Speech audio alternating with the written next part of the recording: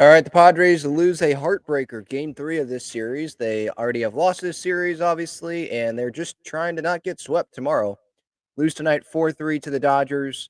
Obviously, there was the fight, the grit of this Padres team, but what matters the most is the result, and the result was another loss. Um, that ninth inning there, where they're able to come back and tie it, that was amazing to see guys in this order, like the big guys in this order, important guys, get on base. Luis Ariz, Manny, um, Lockridge, pinch running with Sheets getting that hit. Obviously, there's the talk about why did Brandon Lockridge not score. Before getting to that, though, like Crony with the sac fly, um, Xander, ton of hate, obviously, amongst Padres fans and just frustration, right? Um, I think that we should stop talking about the contract. To be quite honest, I'm tired of talking about the contract because that's not his fault. The Padres offered him that money. He's not a $280 million player. He's just not. So the expectations are probably too high, but that is a lot of money, and you know, I I do sort of understand Padres fans, wanting to point to the contract and like you're making $280 million and you're going to perform like this.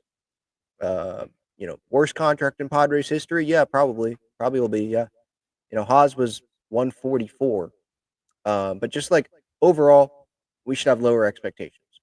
But he still needs to be better for sure. And should he be hitting, fit top 5 in the order? He was hitting 6 tonight. Crony was in front. And I like that. Like, yeah, right now Xander should not be hitting top 5 in this order. It's not about what you've done in the past. It's what about what you're doing now and what you can do now. And Xander had 3 groundouts tonight. Really good play by Mookie, but like 3 groundouts tonight. Now he did come through obviously there in that ninth inning, huge hit. And like I like Xander as a human being. Like he seems like he really cares. He's honest to the media. He's a baseball rat. Like I do love Xander, and you know I want him to do so well. And it sucks seeing how much hate he gets, um, because I think a lot of it does come from that contract, and it's like any of us would have taken that. He's not a $280 million player, but you know we'll see. Tony Gwynn Jr. did mention on the broadcast that Xander is pressing probably more than he has like ever as a Padre, and that's probably accurate. I wonder what Xander would say if he was asked that, post game or something like that. But bottom line, he came through there in that ninth inning, but Brandon Lockridge ends up not scoring. Manny scored, but Lockridge was on first base, and that ball's in the gap. You're Brandon Lockridge, you should be scoring on a ball in the left center gap. I don't care if you're on first. You should be scoring there. And he didn't. Um, Padres TV, they didn't really show, if I remember correctly, they didn't show Lockridge like the best angle of like what happened there with Lockridge. If you go watch, I posted the clip on my Twitter. If you go look, you'll see as they show Manny running from third to home and him scoring and him, wanting Lockridge to come on, let's go, score. Tim Leeper puts his hands up. So it's not like Lockridge on his own decided I'm not going to score here, but Leeper did put his hands up. Why?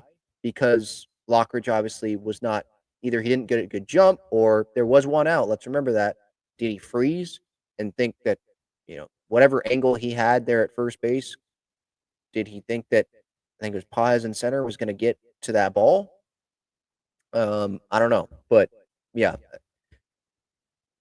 in that situation, especially with the Padres, their inability to score a lot of runs, and you just don't know what's going to happen. And obviously, the Padres got walked off there in that bottom half of the inning. You probably, especially when Lockridge is running, it's not Elias Diaz or Martin Maldonado. You want to force the issue, force the Dodgers to make a great play. If you get thrown out, you get thrown out. But even if you get thrown out, the game's not over. It's a tie game anyway, right? And who's coming up after that? I think it would have been Jose Iglesias because he, I think, was in the DH spot. Yeah, pinch hitting for Trent Brooks. So, yeah, I'm taking my chances to, with Lockridge with his speed and make Make Mookie make the throw. Is Mookie very talented? Yeah, and it seems like he's more comfortable there at shortstop and made a really good play tonight, but forced the issue. So, yeah, that sucked because who knows if the Padres would have walked away with the win if they send Lockridge because maybe Mookie doesn't make the best throw. Maybe um, rushing Dalton rushing the catcher ends up booting the ball. Doesn't pick a ball. Something. But we'll never know. We'll never know because he wasn't sent. Suarez comes in there in the ninth inning, and what a luxury that is to have Will Smith to be able to come off the bench and pinch hit for you. Change up. Now, Smith pulled the ball before, same at bat, pull the ball. So Suarez changes the pitch, goes change up, and this ball was down, and Smith goes oppo on it and hits it out. He's the best catcher in baseball, as much as it sucks to say. Scan, by the way, in post game, I just listened before coming on here, talking about Will Smith as one of the most underrated players in baseball. Now he did say because he's overshadowed by Mookie and Freddie, Shohei, like the talent in that lineup, which I kind of get that point, but overall I totally disagree. One of the most underrated players in the game. He's the best catcher in baseball. He's not underrated. I promise you, he's not underrated. Um, People that know baseball, if you're going to think of the Dodgers lineup, do you think of Will Smith first? No, but you think of those three and then you think of Will Smith, in my opinion. I think of Will Smith before I think of Max Muncy, although I hate Max Muncy too. Um, but yeah, totally disagree with that. Like Will Smith, what a player. Be nice if the Padres could get that catcher. But anyway, Stephen Kolek, that's someone that we got to tip our cap to, I think, today. I mean, 6 and a third, 3 earned runs. I did not expect him to go pitching into the 7th inning, but totally will take it. And Wandy getting out of that bases loaded situation, striking out Shohei. Shohei, by the way, he struck out so far in this series. Series isn't over yet, obviously, with the game tomorrow. He's struck out 7 times in this series already. 7. He struck out 4 times yesterday. And it's actually not that funny because the Padres have lost all 3 games. But getting back to Kolek, this guy's one of the better starters in this rotation right now. I know his last outing at Arizona didn't make it through 5, but the outings before that, 5 and 2/3, no runs in both of those outings. And remember that Miami outing, he actually was good besides the, first inning, right, where he had the blow-up inning. But he had that essentially 3-start span where he was really good, wasn't giving up runs. And then today against the Dodgers, you're going to take that every single time from Stephen Kolek. Now, is that a problem? Because why is Stephen Kolek one of the best starters in this rotation? Well, there's injuries. There are guys being inconsistent, right? I think Ryan Bergert would throw tomorrow. Yeah, the Padres rotation, it's not in a great spot right now. Health-wise, like some guys to be more consistent. But yeah, you got to give props to Stephen Kolek for him coming in, being a starter, developing into a starter, getting stretched out, right? Doesn't make the opening day roster, stretches out in the minor leagues. When he gets the opportunity, Kyle Hart goes down, Kolek comes up, and he's pretty much made the most of that opportunity. So good for him. I did want to touch on, Tatis there. He was so close to making that catch. Is that a ball he should have caught on the Will Smith walk-off? He probably would say yeah. Um, Let me actually rewatch that right now just to see the route, if I can see live from the live shot, like what route he took to that ball. Let's see.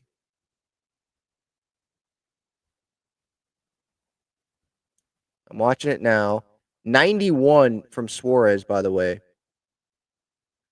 on the changeup. Down, and Smith just goes out and gets it. Yeah, Tatis, Yeah, not the best route. He didn't go straight to the wall. He kinda went further left than he needed to, and then he kinda was like, "Oh, crap. I gotta go back straight now to the wall."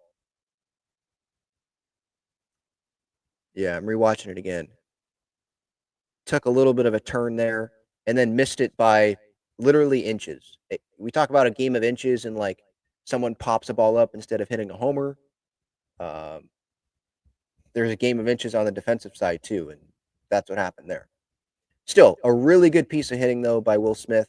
Gotta give him credit, even if I feel like Tatis probably should have caught that ball. But that's not like a as much of a criticism of Tatis as more of like praise for Tatis because we know how great of a defender he is and how he can get to those balls. There's not a lot of guys that we would expect to go make that catch probably, but Tatis I feel like is one of those for sure. So there's just different ways that the Padres are losing games here. And doesn't matter how close or how much optimism is going to be talked about post game. The results are the results, and the Padres they're 1-5 against the Dodgers this season. Had another lead tonight, and they end up losing. So I think that's 17 consecutive games the Padres have had a lead, and I think they have a losing record. I want to say 7-10 because I think Kevin AC and his Padres Daily said 7-9 this morning. But I'm pretty sure it's a losing record. Whatever the record is, I'm pretty sure it's a losing record here in the last 16, 17 games where they've had a lead. Now, it's not like they've had a 3-0 lead every game. Sometimes it's an early 1-0 lead, but still had a lead. And it shows like the Padres' ability to be in games and to get on top, score early sometimes, but can you do it consistently? You um, you're facing the best team though right now, and the Padres right now, as much as it sucks to say, they're not in a position to go beat the best team consistently. There are guys that are out. I mean, would have loved to have Jackson Merrill in this series.